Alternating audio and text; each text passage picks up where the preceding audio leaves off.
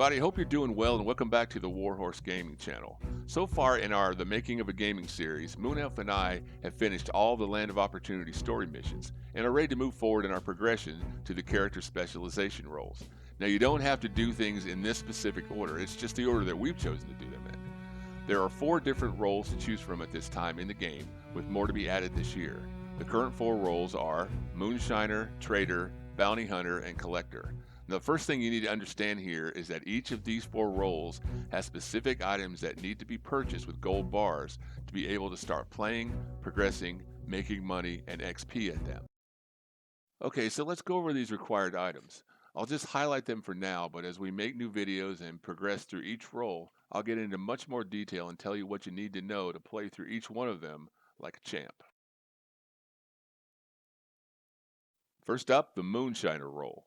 This role requires that you meet and talk to a lady named Maggie Fike at Emerald Ranch and that you buy a Moonshiner shack for 25 gold bars. Next up, the Trader role. This role starts with a business opportunity letter that you'll find in your satchel and a chat with Cripps in your base camp. You also need to purchase a butcher table for 15 gold bars from Cripps Wilderness Outfitters store wagon, also in your camp, to get things up and running. This role is also the first role we're going to focus on later in detail in today's video. Next, we have the Bounty Hunter role. This role requires that you obtain a Bounty Hunter license in Rhodes or any bounty board for 15 gold bars after watching a cinematic cutscene featuring a female bounty hunter. And finally, the Collector's role. This role requires that you purchase 3 separate items. A collector's bag to start the role for 15 gold bars, a Pennington field shovel costing $350 for digging up buried items, and a metal detector for $700 for finding buried metallic items and treasure. All 3 of these items are sold by traveling gypsy saleswoman Madame Nazar. So now that we've skimmed over all the roles and what you need to do to start them, let's dive into the role we're focusing on today, the Trader role.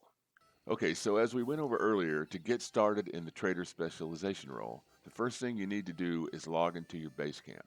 Once you do that, you need to find Cripps Outfitter wagon and walk up to Cripps or the stool on the right side of the wagon. Once there, you'll notice a pop-up in the lower right corner that says Wilderness Outfitters. Open that menu to access your camp upgrade equipment. What are you looking for? So as you can see, there are several upgrades you can purchase from Cripps for your camp. But the one we need first to start working the Trader role is the butcher table. Now to buy the table, click on the equipment tab and purchase the butcher table for 15 gold. You won't be able to see the price in this video because I already own the table, but when you click on this screen, you'll be able to see the cost of every item you don't already own. Let me know if there's anything else you need. Okay, now that you own the butcher table, let's go check out our purchase and talk about what we now need to do to start making money and XP as a trader. As you walk up to your new table, the first thing you'll notice are the 3 bars and the Cripps Trading Company pop-up that appear at the top right and bottom right corners of your screen. As you open Cripps Trading Company at the table, you'll now see what those 3 bars represent. The 3 bars show materials, production, and goods. In trading, the goal is to produce goods that we can deliver and sell for money and XP.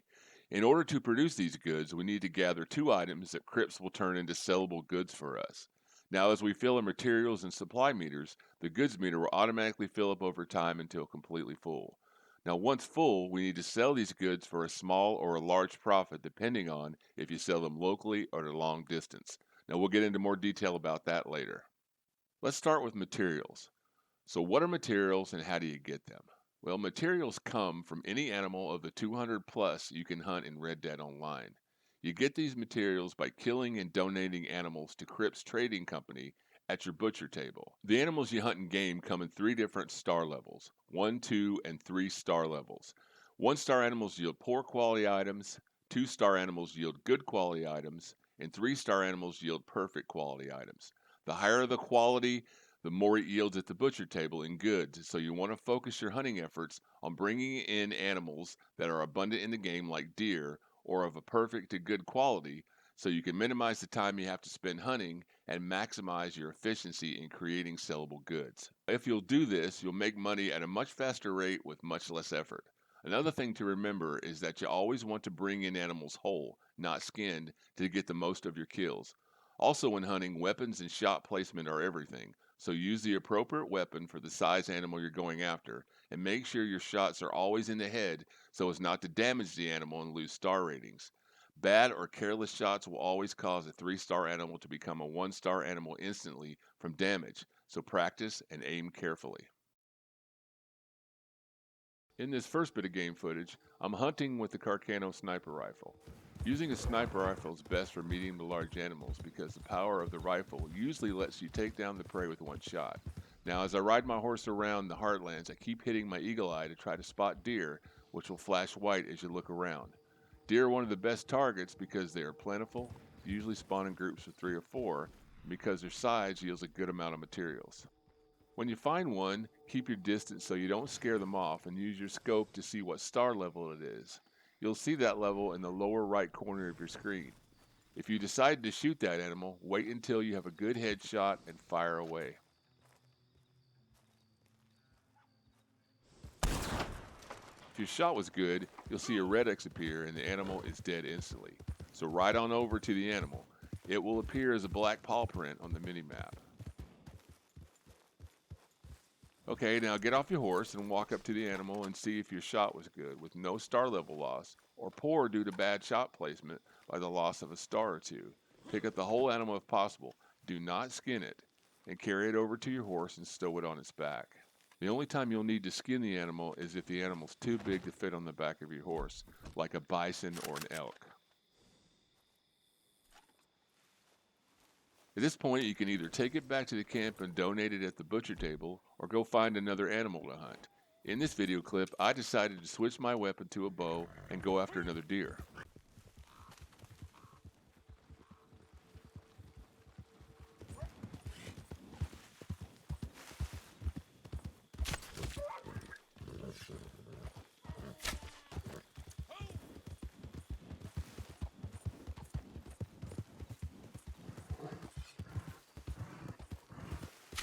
So as you can see from this clip, using a bow to hunt on horseback can be a lot tougher due to the bobbing up and down of the deer I'm chasing and the horse.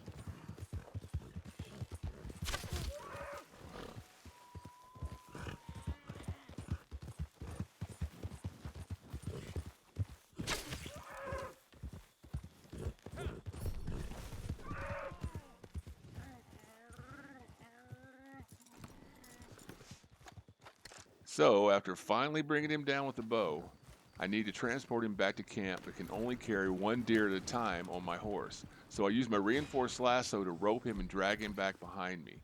Now this is really useful because dragging the deer with the rope causes no star damage to the carcass and allows me to bring both deer back at the same time.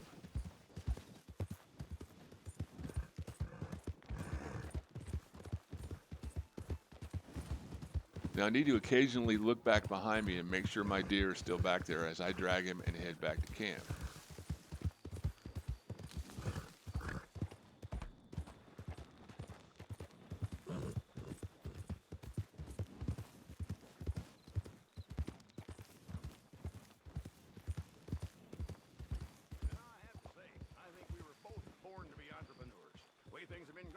Once I get there, I leave one deer on my horse and go back and pick up and carry the other, so that when I donate them to the butcher table, I can donate them both at the same time. If I didn't do this, I can only donate the one on my horse, and then would have to go back and pick up the one that I dragged in on the rope, and go back to the table and donate a second time.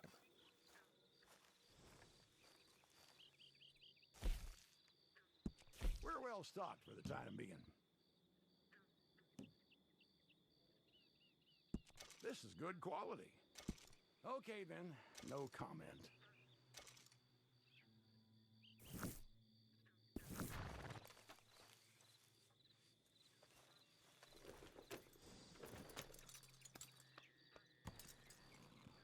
The thing to know here is that there's really not just one way to hunt. It's really about what you like to use and the way you like to approach things. So experiment with what works for you and then perfect it and have fun. For example, my favorite method to hunt doesn't even use a gun. I like to use a rope and a knife. I like this method because it doesn't damage the game's star level whatsoever and is the most fun and entertaining for me. I've included a clip of my hunting method to show that it's really about what's fun for you. So enjoy.